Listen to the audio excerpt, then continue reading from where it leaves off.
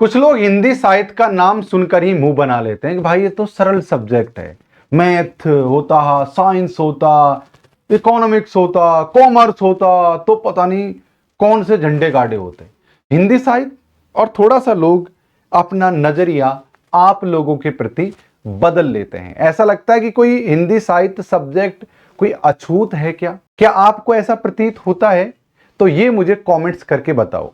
क्या आपको ऐसा लगता है कि हिंदी साहित्य से एग्जाम करना बेहद सरल है कि भाई आपने हिंदी साहित्य ले लिया, तुम तो एग्जाम देने गए, तुम्हारा आसानी से पास हो गई एग्जाम?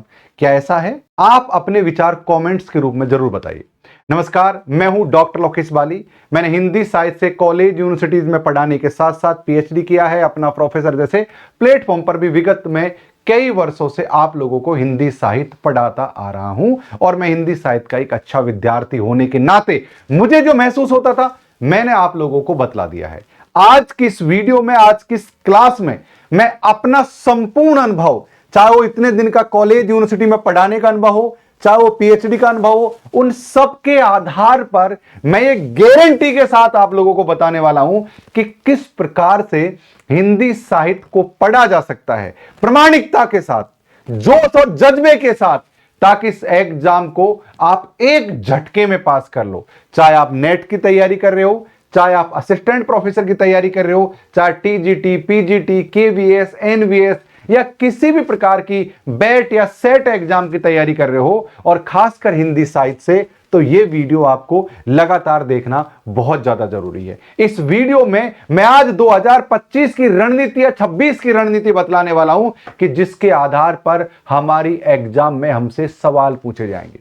इस वीडियो में मैं कुछ जरूरी चीजों पर आप लोगों का फोकस करूंगा। मैं उनको पहले आप लोगों को बतला दूं। आपको एक तो बाबा आदम के जमाने को छोड़ना होगा। बाबा आदम के जमाने से अगर आप पढ़ रहे हो, उस तरीके से पढ़ रहे हो, तो ये तरीका आपको छोड़ना पड़ेगा। अब नया तरीका क्या रहेगा वो मैं आपको समझाऊंगा। अब गए जमाने जब झोला लेकर कवि जाता था साथियों, झोला लेकर, लेकिन आज के कवि सूट बूट वाले कवि हो गए हैं। आज के कवि साथियों महंगे कवि हो गए हैं। तो अब आपको परंपरा को त्यागना होगा। अब आप देख लीजिए, जितने भी बड़े बड़े मंच हैं वहां पर थैले वाले का, जो तिरछा थैला जो हुआ करता था, उनका नामो निशान मिट गया है। तो अगर आप इसी तरीके से बाबा आदम के जमाने से पढ़ते रहे, वो बाबा आदम का जमाना क्या है इस पर बात करूंगा मैं, तो आप चीजों से पछड़ जाओगे। दूसरा बात करूंगा कि नेट की तैयारी क्यों जरूरी है। अगर आप असिस्टेंट प्रोफेसर की तैयारी कर रहे हो तब भी, अगर आप टीजीटी की कर रहे हो तब भी, अगर आप पीजीटी की कर रहे हो तब भी, आप हर किसी की अगर तैयारी कर रहे हो तब भी नेट जरूरी क्यों है। और नेट में एक जो टॉपिक है भाई साहब, माफ करना, हिंदी साहित्य में काल विभाजन, वो इतना महत्वपूर्ण क्यों है? काल विभाजन तो बहुत छोटी सी चीज है, नहीं, काल विभाजन इतनी बड़ी चीज है। अगर आपने इसको ढंग से अपने दिमाग में ठूंस लिया ना, तो हिंदी साहित्य आपके मुख पर रखी है, ये ध्यान रखना। आप इस सब चीजों पर चर्चा करूंगा। हिंदी को समझने के लिए इतिहास की समझ होना चाहिए। बिल्कुल साथियों, मैं यूपीएससी में एक इतिहास का विद्यार्थी भी रहा हूं। आज जो घट रहा है वो इतिहास में घट रहा है, वो किस में जाएगा साथियों? साहित्य में आएगा। आपने देखा होगा कि एक जमाने में घुड़सवार घोड़ा लेकर मूवियां बना करती थी, धड़क धड़ ददड़ ददड़ ददड़, कैसे कैसे आवाज आती थी आपको। लेकिन आजकल ऐसे घुड़सवारी की मूवी नहीं बनती। एक जमाने में लूटपाट हुआ करती थी, एक जमाने में डाकू रहा करते थे, अब नहीं है। इतिहास को हमेशा साहित्य में साथियों दोहराया जाता है, यानी कि हमारी जनता की जो चित्त वृत्तियां हैं उनका प्रतिबिंब है हमारा साहित्य। ये बड़े लोगों ने कहा है, इस पर हम चर्चा करेंगे। इसके साथ साथ चर्चा करेंगे साथियों कि हिंदी साहित्य को कैसे पढ़ें ताकि आपकी बुनियादी समझ विकसित हो, कैसे पढ़ें कि आप काल विभाजन के साथ हिंदी साहित्य को व्यवस्थित तरीके से पढ़ सकें। गहन विश्लेषण, परीक्षा की तैयारी और एग्जाम का जो लेवल लगातार बढ़ता जा रहा है उसके साथ कैसे आपको जूझना है। इसके अलावा आज के समय में पीवाईक्यूज, एमसीक्यूज, ये क्यों जरूरी है, ये ऐसे ऐसे क्वेश्चन जो आपके मन में कौंध रहे हैं, जो घूम रहे हैं, उन्हीं को साथियों मैं आपके सामने आज लेकर आने वाला हूं। तो अगर आपको ये सब चीजें जाननी है तो इस वीडियो में बने रहिए, और अगर आपको ये सब चीजें नहीं जाननी है तो वीडियो को लाइक कीजिए और वीडियो को अभी से आप छोड़ दीजिए। अगर आपको ये सब जानना है तो लगातार इस क्लास में बने रहो। देखो, हिंदी साहित्य बहुत आसान है, बहुत कठिन। आपको क्या लगता है? लेकिन लोगों को लगता है बहुत सरल है। आपने जैसे किसी से कहा होगा मैं हिंदी से एमए कर रहा हूं, मैं हिंदी साहित्य से फलाना काम कर रहा हूं, लोग मुंह बना लेते हैं। ये लोगों में धारणा है, क्योंकि आप लोगों की जो प्रवृत्ति है वो ऐसी है कि भाई आप केवल आपने कबीरदास याद कर दिया, आपने तुलसी याद कर लिया और आप और कोई चीज पढ़ते ही नहीं हो। अगर आज आपकी मनोवृत्ति उस तरीके की है तो आप इस जमाने में कोई काम के नहीं हो। अब आपको हिंदी साहित्य के साथ हर तरीके से आप लोगों अपने आप को डेवलप करना होगा। हिंदी तो हमको पढ़नी पढ़नी है, ये तो हमारी जान है, हिंदी साहित्य तो हमको पढ़ना ही है। लेकिन मैं आप सभी को पता है, मैं हिंदी साहित्य का शिक्षक होने के बावजूद भी मैथ भी पढ़ाता हूं, मैं आपको डीआई भी पढ़ाता हूं, मैं आपको रीजनिंग भी पढ़ाता हूं और मैं आपको रिसर्च भी पढ़ाता हूं। यानी कि आपको चौमुखी विकास करने की खुद की आवश्यकता है आज के दौर में, तब जाकर आप प्रोफेसर बनोगे। जिस दिन आप प्रोफेसर के इंटरव्यू देने जाओगे, केवल आपसे हिंदी के सवाल नहीं पूछे जाएंगे, आपसे पूछी जाएगी आपकी डेप्थ कि सब्जेक्ट की नॉलेज क्या है, आपके अंदर सब्जेक्ट से इतर कितना कुछ है जिसको लोग ढूंढने का प्रयास करेंगे। तो आप ये मत समझना कि भाई जेआरएफ करने के बाद एक दिन में इंटरव्यू की तैयारी हो जाएगी, ये बहुत गलत सोचते हैं आप लोग। जिस दिन बच्चा यूपीएससी की पढ़ाई के लिए प्रीलिम्स की तैयारी करता है, उसी दिन से उसके इंटरव्यू की तैयारी शुरू हो जाती है। उसी तरीके से जिस दिन से आप नेट की तैयारी शुरू करते हो, उसी दिन से आपकी इंटरव्यू की तैयारी होनी चाहिए, जिससे आप साथियों प्रोफेसर बनोगे। तो ये आप मान लो कि ये जो हिंदी साहित्य है बहुत कठिन नहीं है, अगर आपने सही रणनीति फॉलो की तो। आपको लग रहा होगा कि सर भाषा विज्ञान से लेकर इतने आगे तक का चीजें बढ़ रही हैं, लेकिन इतनी आगे तक चीजें नहीं है। अगर आप ठीक तरीके से पढ़ोगे तो बहुत अच्छे से इसको डिवाइड करोगे। अब ठीक तरीका क्या है, आइए इस चीज को मैं समझाता हूं। भाई मैं अभी वीडियो बना रहा हूं, 15 मिनट बाद में कॉल करूंगा तुझे। देखो, कठिन चीज को भी आसान बनाना बहुत ज्यादा जरूरी है। हिंदी साहित्य में सबसे पहले एक काम करो, आप एक अपने नोट्स तैयार करो। उन नोट्स में सबसे पहले काल विभाजन करो। जैसे आपने मान लो कि यहां पर आदिकाल, भक्तिकाल, रीतिकाल, सबसे ज्यादा दिक्कत आपको आती है आधुनिक काल में। अब मान लो कि हमने आधुनिक काल का भी विभाजन किया। सबसे पहले हमने भारतेंदु लिखा, भारतेंदु काल कब से कब तक रहा ये लिखना है। उसके बाद में भारतेंदु काल में प्रताप नारायण मिश्र और ये ऐसे कौन कौन से लोग थे जो प्रमुख लोग कौन थे, कौन कौन सी उनकी रचनाएं थी, उन लोगों को भी यहां पर साथियों मेंशन करके नोट्सों में लिखना है। देखो मेरी बात आप फिर से समझने की यहां पर एक बार कोशिश करो। नोट्स जो आपको बनाने हैं ना साथियों, उन नोट्सों में जैसे बालकृष्ण भट्ट, प्रताप नारायण मिश्र, ऐसे लोगों को आपने लिखा। अब यहां पर बालकृष्ण भट्ट की 2-3 रचनाएं याद कर लो, प्रताप नारायण मिश्र की 3 रचना याद कर लो, भारतेंदु की 3-4 रचना याद कर लो। यानी प्रमुख कवियों की 2-2 रचना, 3-3 रचना, इससे ज्यादा मत करो, 2-2, 3-3 रचनाओं के नाम लिख दो और ये मेक श्योर हो जाओ कि वो कवि कब से कब तक रहा और उसकी कौन सी रचना है। क्योंकि हमेशा जब भी मिलान वाले क्वेश्चन पूछे जाते हैं, प्रमुख कोई न कोई 5 ऑप्शन, 4 ऑप्शनों में से कोई न कोई ऐसा ऑप्शन आता है जहां पर किसी न किसी कवि की प्रमुख रचना होती है और वहीं से हम साथियों लिंक लगा लेते हैं। तो ये मेरा तिगड़म ट्रिक और लल्लन टॉप ट्रिक जो सबसे ज्यादा चलती हैं, वो इसी कारण से चलती है कि मैं हमेशा एक माइंड में रखता हूं कि कौन से व्यक्ति की कौन सी रचना है। तो आपको एक छोटा सा पैमाना बना लेना है। यहां पर जैसे मान लो आधुनिक काल, ये देख ऐसे बनाओ, जैसे मानो आधुनिक काल। अब आधुनिक काल को आप ऐसे हिस्से में बांट लो। अब आधुनिक काल में वैसे भारतेंदु, अब भारतेंदु को भी ऐसे बांट लो जैसे प्रताप नारायण, बालकृष्ण भट्ट। इसी तरीके से आपने फिर प्रताप नारायण की 3 रचना, बालकृष्ण भट्ट की 3 रचना, फलाना ढिकाना की 3 रचना। इसी तरीके से आप भारतेंदु के बाद में आ जाओ साथियों द्विवेदी काल, छायावाद, प्रयोगवाद, प्रगतिवाद, सारे कालों को ऐसे बना लो 3 पन्ने में।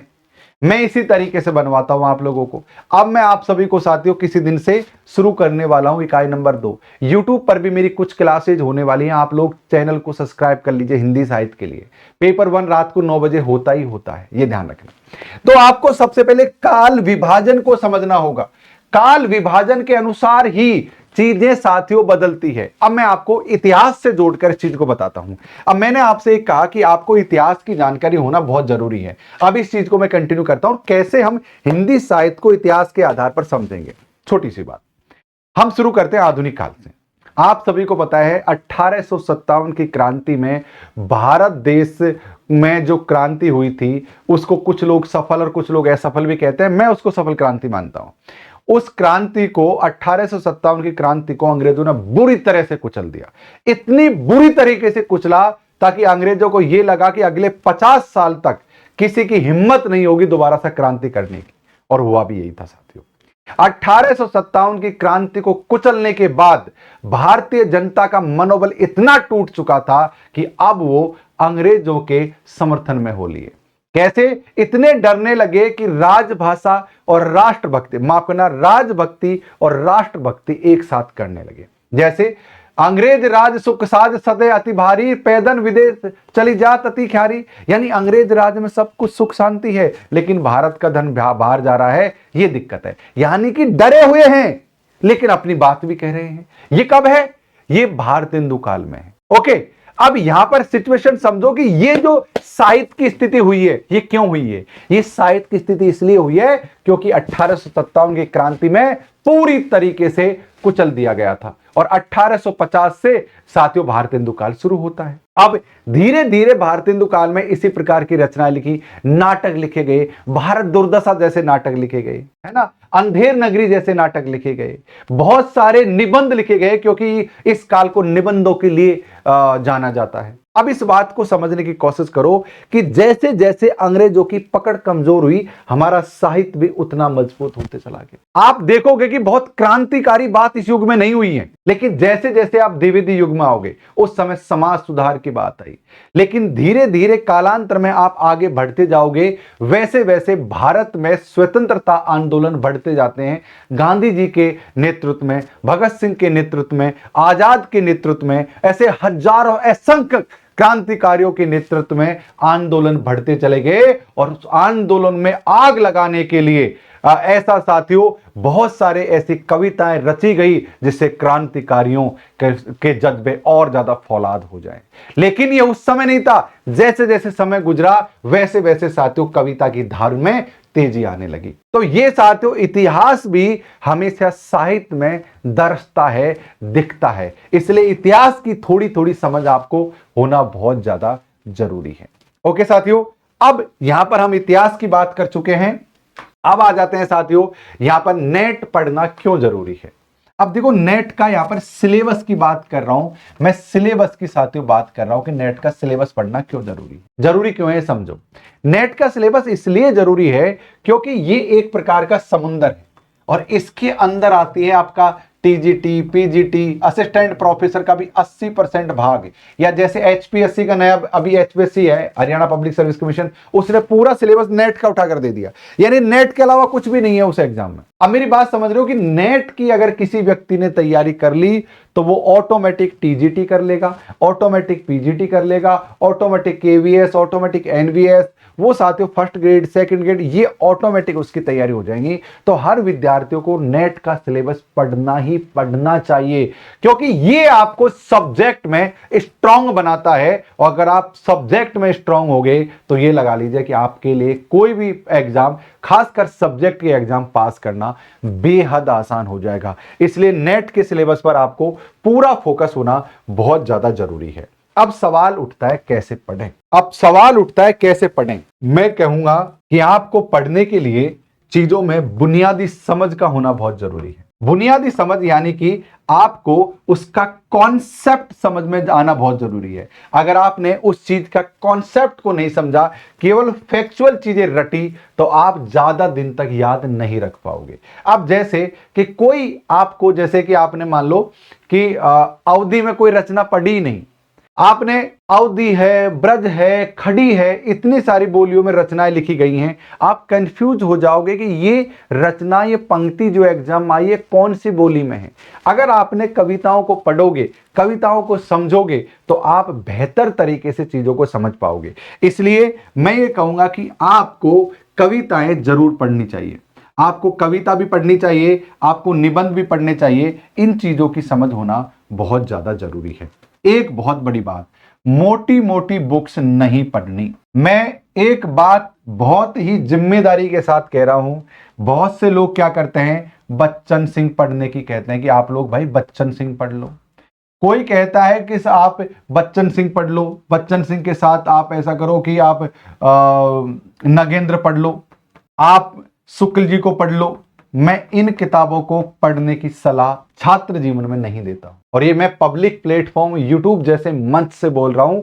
ये बहुत बड़ी बात होगी साथियों, क्योंकि ये किताब बहुत शानदार है। मैं किताबों की बात नहीं कर रहा हूं, लेकिन आपको एग्जाम पास करने के लिए खासकर इन किताबों की नीड नहीं है। अब इस चीज को भी समझो। आप लोग ऑब्जेक्शन कर सकते हैं, क्योंकि आप लोगों ने यही सुना होगा, आप बहुत मोटा भारी बस्ता लेकर तेज नहीं दौड़ सकते। आपको अब चपल होना पड़ेगा, आपको चुस्त दुस्त होना पड़ेगा। अब बाबा आदम के जमाने की पढ़ाई आपको अब छोड़नी होगी, क्योंकि आपको यह थमा दी आपके प्रोफेसर्स ने कि बच्चन सिंह पढ़ लो, नगेंद्र पढ़ लो, शुक्ल पढ़ लो। ये मैं क्यों मना करता हूं कि कई साल पहले मैं एक विश्वविद्यालय में पढ़ाता था, और उस विश्वविद्यालय की लाइब्रेरी में मैं बैठा करता था, क्योंकि मैं कंप्यूटर का ठीक ठाक जानकार रहता। तो दो लाइब्रेरी होती है बड़ी विश्वविद्यालयों में। एक केंद्रीय विश्वविद्यालय होता है जिसमें संपूर्ण विश्वविद्यालय की किताबें होती हैं, जिसमें सभी डिपार्टमेंट की किताबें होती हैं।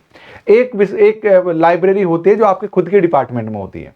तो मैं नया नया ही अपॉइंट हुआ था, तो मैं लाइब्रेरी में बैठा करता था। मुझे बैठना अच्छा भी लगता है यार। एक तो नए यंग लड़के बैठे रहते हैं, लड़कियां बैठी रहती हैं कि यार अपने पढ़ रहे हैं, मुझसे सलाह ले रहे हैं। मैं चीजें देख भी लेता था। वहां पर हमारे एक लड़का होता था जो किताबें निकाल कर देता, तो मैं उनकी कंप्यूटर में एंट्री कर देता, और मैं वहीं पढ़ने में मुझे मजा आता। एक लड़की नीचे आई लाइब्रेरी में, क्योंकि हमारा डिपार्टमेंट ऊपर था, मैं नीचे आई, और सर ये किताब डॉक्टर नगेंद्र बच्चन सिंह फलाना ढिकाना, ये 10 किताब उसकी, इतनी तगड़ी किताब लिखा थी। मैंने पूछा बेटा ये किसने आपको ये बताया है किताबों के बारे में, क्या करना है आपको? मुझे नेट की तैयारी करना है गुरुजी, नेट पास करूंगी। और ये किताब किसने लिखाई है? उन सर का नाम बता दिया जो एचओडी थे डिपार्टमेंट के। मैंने बहुत बढ़िया। मैंने किताबें निकलवाई लड़के से, लाइब्रेरी बॉय से, किताबें निकाली, किताब होगी इतनी सारी। अब आप देखो, इनको ऊपर नीचे रख दो, इतनी किताब होगी। मैंने कहा तुम कितने दिन में पढ़ लोगे इनको? लड़के देख के पगला गई एकदम, इतनी ज्यादा किताब पढ़ी जाएंगे? मैंने कहा 2-3 साल लगेंगे इन किताब को पढ़ने में। जिस तरीके से अपन लोग पढ़ते हैं, रात दिन तो पढ़ते नहीं है, घंटा 2 घंटे पढ़ते हैं, बहुत टाइम लग जाएगा। मैंने तुम ऐसे पास नहीं हो पाओगी। मैंने मेरी बात मानोगी? मैंने इनको रखवा दो किताबों को, इन किताबों को रख दो अंदर। मैं बताऊंगा तुम्हें क्या पढ़ना है। और आज वो लड़की पीएचडी कर रही है जेआरएफ करके, समझ रहे हो आप? तो मेरा कहने का मतलब है कि अब नए तरीके से पढ़ना है। अब आपको बाबा आदम के जमाने से पढ़ने की आवश्यकता नहीं है। अब सवाल ये उठेगा गुरुजी फिर पढ़ें क्या? मैं बताऊंगा वो पढ़ने, मैं आपको नोट दूंगा, मैं आपको अच्छे तरीके से पढ़ाऊंगा, लेकिन ये किताब नहीं पढ़नी। ये किताब बहुत अच्छी है, मैं बहुत प्रेम करता हूं इन किताबों से, लेकिन खासकर नेट की एग्जाम पास करने के लिए जरूरी नहीं है। ये किताब तब जरूरी है जब आप प्रोफेसर बन जाओगे किसी विश्वविद्यालय में, सोफे तोड़ोगे, कोई काम नहीं, ना क्लास, और तुम्हारा घर पे भी कोई काम नहीं। तुम उस उम्र के दौर से गुजर रहे हो जब तुम किसी के काम के नहीं। पत्नी तुमसे परेशान, पति तुमसे परेशान, बच्चे भी तुमसे परेशान। बहुओं को लगता है कि बुड्ढा यहां आ गया, बुड्ढी यहां आ गई, खांसती रहती है, खांसता रहता है। उस जमाने में पढ़नी है किताब। सोफा तोड़ते हुए आराम से बैठे हैं सोफे पर, विश्वविद्यालय के सोफे पर आराम से अपने केबिन पे, और उस समय आप ये किताब पढ़ोगे नॉलेज के लिए, एग्जाम पास करने के लिए नहीं है। ये किताब विद्वान बनने के लिए है, एग्जाम पास करने के लिए नहीं है। ध्यान रखियो आप, क्योंकि ये किताब केवल इकाई नंबर 2 को कवर करवाती है, और केवल 2 के आधार पर आपकी एग्जाम नहीं होगी पास, क्योंकि टोटल नेट में 10 यूनिट है। आपको वो चीजें भी पढ़नी है। इसलिए जो व्यक्ति इन किताबों के बोझ तले दबा है, मैं कह रहा हूं निकल जाओ, क्योंकि मैं आपके सामने साक्षात खड़ा हूं और पूरी ईमानदारी के साथ कहता हूं कि मैंने भाई साहब नेट भी कर लिया, जेआरएफ भी कर लिया, और वो भी कई बार कर लिया। मैंने पीएचडी भी कर लिया, मैंने नौकरी भी कर ली, मैंने पढ़ाने का काम भी कर लिया, लेकिन इस दौरान मैंने इन किताबों को नहीं पढ़ा। ये बाद में पढ़ी है सारी चीज मैंने, परिणाम मैं आपके सामने प्रमाण खड़ा हूं। तो आप बहुत मोटी मोटी किताबों में मत उलझो। आप एग्जाम के आधार पर चलो कि जो एग्जाम में पूछा जा रहा है आप उसको पढ़ो। ये चीज ध्यान रखना, क्योंकि एग्जाम का लेवल लगातार बढ़ रहा है।